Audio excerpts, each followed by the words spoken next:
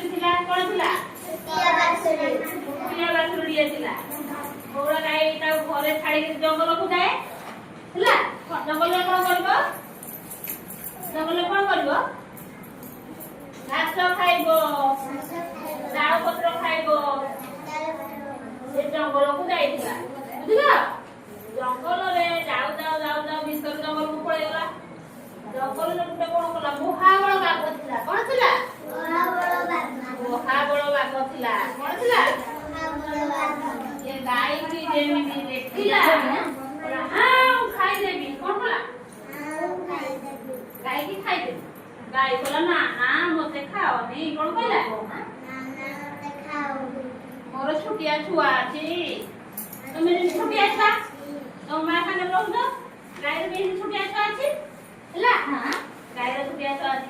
କହିଲା ନା ନା ମତେ ଖାଅନି। ମୋର ଛୋଟିଆ ଛୁଆ କାହିଁକି ମୁଁ ଛୁଆକୁ କ୍ଷୀର ଦେଇକି ଆଇ ସାଇଲେ ଖାଇବ ହେଲା। ବାଘ କହିଲା ହଉ ଠିକ ଅଛି ତୁ ଯା ତୋ ଛୁଆକୁ କ୍ଷୀର ଦେଇକି ଆଇଲେ ତତେ ଖାଇବି। ବୁଝିପାରିଲ। ଗାଈ ଦୌଡ଼ି ବାଛୁରୀ ଠିକ ପଳେଇଲା। ବାଛୁରୀକି ଫିଟେଇ ଦେଲା। ମାଲିକ ଯେମିତି କ୍ଷୀର ପିଇଲା ତା ବାଛୁରୀ କହିଲା ତୁ ଆଜିଠୁ ଏକୁଟିଆ ରହିବୁ ଆଉ ମୁଁ କଣ କରିବି ବାଘ ପାଖକୁ ଯାଉଛି। ବାଛୁରୀ କାନ୍ଦି କାନ୍ଦି ତା ପଛରେ ପୁଣି ଆସିଲା।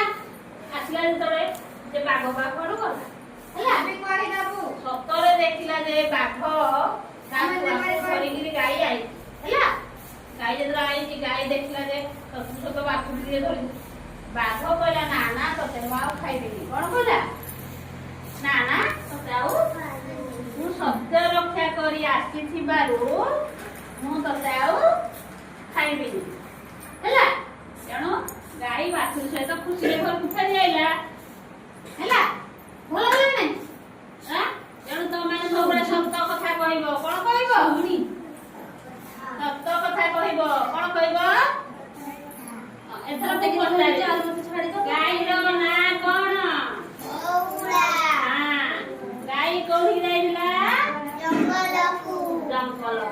ଜଙ୍ଗଲରେ କଣ ଖାଇଲା ଘାସ। ବଡ ପାଟିରେ କହିବ ଘାସ ଖାଇଲା। ଜଙ୍ଗଲରେ କାହାକୁ ଦେଖିଲା ବଡ ପାଟିରେ। ବାଘ ତାକୁ କଣ କହିଲା ଗୁଡ ବୟ ଭେରି ଗୁଡ ବଢିଆ କହୁଛି ଆଜି ଏଠିକି ଗେଲ କରୁଛି। ତାପରେ କଣ କହିଲା ବାଘକୁ ଗାଈ କଣ କହିଲା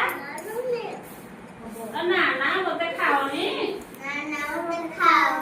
ମୋର ବାଛୁରୀ ଅଛି ସେ କାନ୍ଦିବ